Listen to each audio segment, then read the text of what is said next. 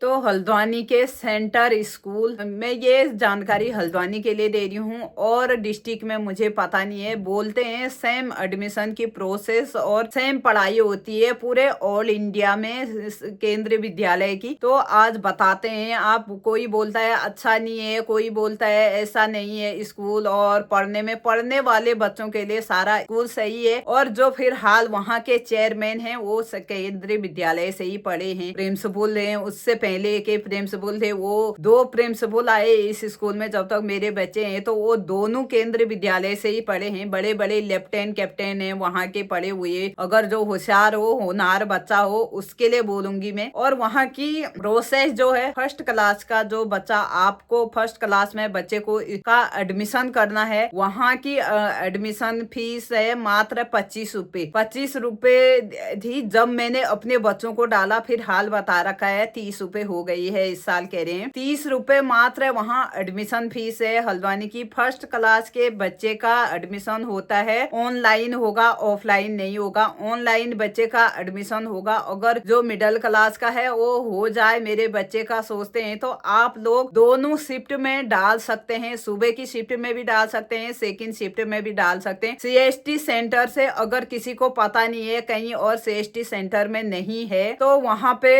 Comment करिए और मैं जानकारी दे दूंगी कहाँ पे ये फॉर्म फिल हो रहे हैं करके। और ये साइट खुलती है, अभी हो रहे हैं ऑनलाइन, तो फॉर्म भर रहे हैं, ऑनलाइन एडमिशन हो रहे हैं स्कूलों के। और वहां पे आपको चाहिए बच्चे का बर्थ सर्टिफिकेट, आधार कार्ड हो बच्चे का तो ठीक है, नहीं भी होगा तो माँ का आधार कार्ड से हो जाएगा। और 2 फोटो, आधार कार्ड और बर्थ सर्टिफिकेट। फिलहाल इतना चीज ही लगता है बच्चे का। जहाँ से आप एडमिशन करने जाएंगे, आपको वहां पे जाके अच्छी तरह से एक अंक की मात्रा के भी मिस्टेक नहीं करनी है। वो फॉर्म फिल करे जिस समय आपको वहीं पे देखे रहना है, और वहां पे अच्छी तरह से आप फॉर्म को फिल करिए। और अप्लाई दोनों शिफ्ट के लिए करिए, सुबह की शिफ्ट के लिए भी, शाम के शिफ्ट के लिए भी। बच्चे ने होना चाहिए 6 साल पूरे होके, 6 साल कंप्लीट होने चाहिए, तब जाके वो फर्स्ट में एडमिशन होगा। उससे कम साल हैं बच्चे को तो नहीं होगा, ये मैं पहले बता देती हूँ। फॉर्म भरेंगे और फिर नहीं होगा, वो ये मेरे साथ हुआ है। और लोग भी बोलते हैं कितने बार हो रखा है करके। कुछ कुछ लोगों को तो जानकारी है, जिसको नहीं है तो मैं उसको जानकारी देना चाह रही हूँ आज। जो फर्स्ट क्लास के तो हैं, फर्स्ट सेकंड थर्ड तक का मतलब हो ही जाता है। 25% सिविल वालों के लिए है और बाकी 75% आर्मी वालों के लिए है। आर्मी का बच्चा कहीं से भी आता है तो उसका एडमिशन 100% हो जाता है। सबसे पहले होता है वहां पे एडमिशन जो आर्मी कैंट के अंदर रहते हैं, जो फौजियों के आर्मी कैंट के अंदर ही हैं, उनके बच्चों का सबसे पहले उनके बच्चों को लिया जाएगा। उसके बाद बाहर से ट्रांसफर होके आते हैं, उनके बच्चों को लिया जाएगा। उसके बाद जो अदर बाहर करते हैं जॉब, जो जम्मू कश्मीर, यहाँ बाहर हरियाणा, दिल्ली, कहीं लद्दाख, यहाँ पे हैं जो फौजी, उनका एडमिशन होगा उनके बच्चों का। उसके बाद जो बचेंगे फिर होगा सिविल वाले बच्चों का एडमिशन। तो काफी वेटिंग आती है, वेटिंग में भी हो जाता है, क्योंकि वेटिंग में ऐसा होता है ना, इतने सीट उनने आर्मी के बच्चों के लिए रखने ही रखने हैं। अगर वो बच्चे नहीं आए तो आपका बाद में तक हो जाता है। ऐसा नहीं कि वेटिंग आई है तो आप दूसरे स्कूल में चलो, जहाँ जा रहा बच्चा वहां जाने दो उसको। फिर भी आप छानबीन करना हुआ, और वेटिंग में भी आप देखते रहो। मेरा खुद वेटिंग था, मेरे 3 बच्चे हैं, तीनों ने वहीं से पढ़ते हैं, और तीनों का वेटिंग था और तीनों का हो भी गया उसी स्कूल में। मात्र महीने की फीस है 600 रुपए, 3 महीने में वहाँ फीस जाएगी 1800 रुपए। और आपका बच्चा फर्स्ट सेकंड थर्ड तक वहाँ पे 1500 रुपए फीस होगी। 3 महीने की फीस 1500 रुपए होगी। और मैं जो भी बोली हूँ, आप अगर इंटरेस्ट है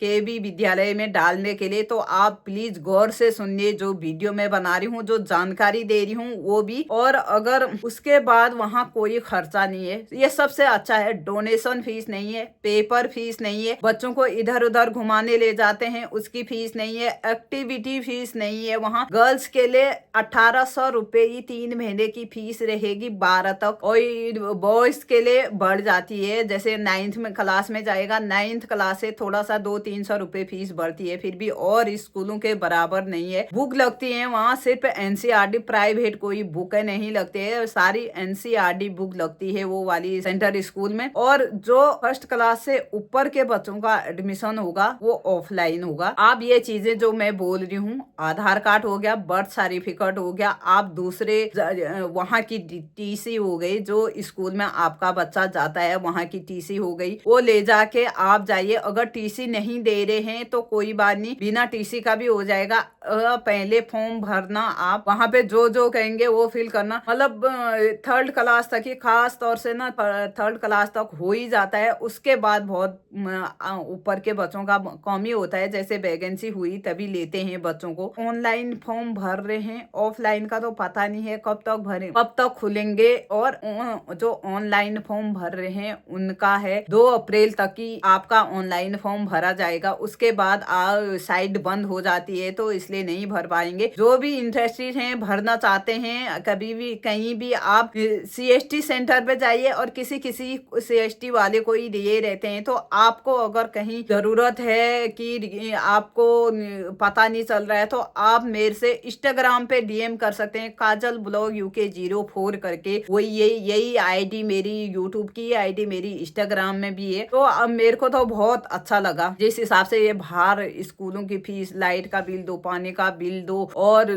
पूरा टूट फूट जो भी है पूरा बच्चों से वसूल कर लिया जाता है 1 साल के अंदर डोनेशन के नाम पे। और स्कूलों का वहाँ कोई डोनेशन फीस नहीं है। अगर आपके बच्चा खेल कूद में अच्छा है तो आप वहाँ सेंटर स्कूल में डालने की पूरी कोशिश करें। बहुत आगे जाएंगे बच्चे, नेशनल इंटरनेशनल तक जा चुके हैं वहाँ के बच्चे। किसी भी गेम्स के लिए वहाँ कोई एक्स्ट्रा पैसा नहीं है। अगर आपका बच्चा गेम्स में अच्छा है, अच्छा जाएगा, उसको हर महीने स्कॉलरशिप मिलेगी 1500 से। 3rd वाले जो 3rd आएगा उसको 1500 मिलेगी, और उससे आगे 5000 तक की स्कॉलरशिप हर महीने की मिलती है। ये भी है केंद्रीय विद्यालय में, वहाँ कोई घाटा नहीं है। मेरे को तो बेस्ट लगा स्कूल, और कपड़े भी इतने महंगे नहीं है, और कॉपी किताब भी इतने महंगे नहीं है। और खेल कूद के आगे अब बारे में ना बहुत अच्छा है। देखे, रिकॉर्ड देखे पहले केंद्रीय विद्यालय का, पूरा ऑल इंडिया में पढ़ाई एक होती है, ड्रेस एक होती है, और सारा चीजें रूल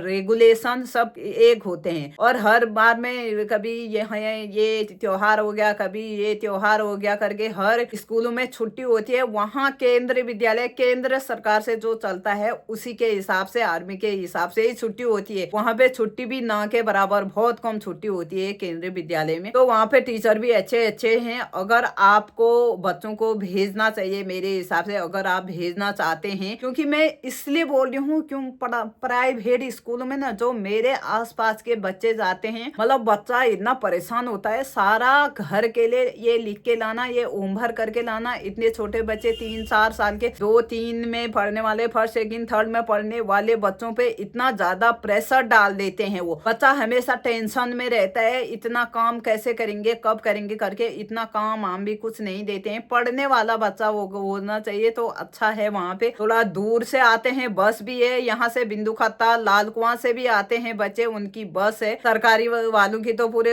आर्मी वालों के तो सारे बच्चे बस में ही आते जाते हैं, और जो प्राइवेट वालों के बच्चे हैं वो भी बस में, पूरे हल्द्वानी कहाँ कहाँ से आते हैं, बहुत दूर दूर से। तो आज की ये जानकारी थी, कैसी लगी कमेंट में जरूर बताना। इस ब्लॉग को एंड करते हैं, और एंड करने से पहले बता देते हैं आपको, प्लीज आप अगर किसी चीज के बारे में आपको पूछना हो, बेझिझक आप मेरे से कमेंट बॉक्स में पूछ सकते हैं, मैं रिप्लाई करूंगी। नहीं भी तो आप इंस्टाग्राम, फेसबुक ID मेरी वही है, वहां पे आप DM कर सकते हैं।